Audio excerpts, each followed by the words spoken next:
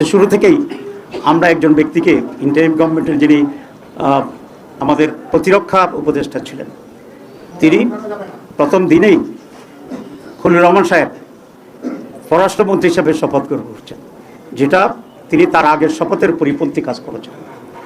এখানে এটা স্পষ্ট যে খলিলুর রহমান ছিল লন্ডন কনস্পিরেসির প্রধান হোতা, এবং সেখান থেকে তিনি সরকারকে মোটিভেট করে ষড়যন্ত্র করে বর্তমান যারা সরকারে আছেন তাদেরকে সুবিধা দেওয়ার জন্যই উনি অব্যাহতভাবে কাজ করেছিলেন, এবং তার সেই কাজের পুরস্কার হিসাবেই উনি পররাষ্ট্রমন্ত্রীর এই রিওয়ার্ডটা উনি পেয়েছেন।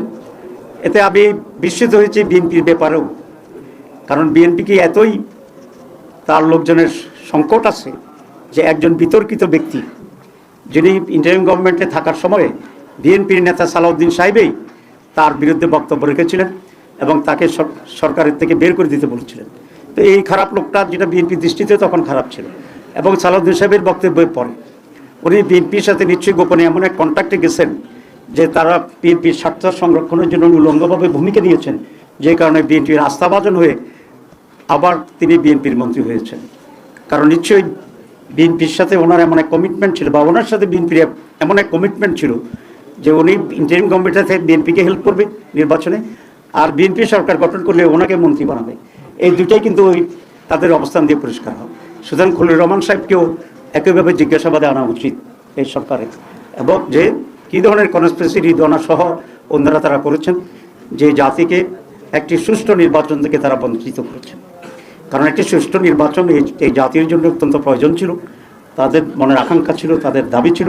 কারণ গত 56 বছরে এই জাতি কোনো নির্বাচন পায়নি। আমরা সকলেই চেষ্টা করেছিলাম যে একটা সুষ্ঠু নির্বাচন হবে, এবং এই সুষ্ঠু নির্বাচনের মাধ্যমে যারা নির্বাচিত হয় তারা সরকার গঠন করবে। এই যে জাতির আকাঙ্ক্ষা, এই যে জুলাই লড়াই, এই যে জীবন দেওয়া, এই যে রক্ত, এই যে আমাদের রাজনীতির গতিপক্ষে পরিবর্তন করে দেওয়ার যে গাদ্দারি, দালালি, জাতির সাথে বিদ্রোহ, এই সব কিছুর জন্য এরা দায়ী। এত বড় আকাঙ্ক্ষা সুষ্ঠু নির্বাচনের জন্য এটা বন্ডুল করে দিয়েছে এই মীর জাফররা। সুতরাং এই মীর জাফরদেরকে, খলিলুর রহমানকে আমি দাবি করব, সরকার যদি স্বচ্ছতার কিছুটা হইলেও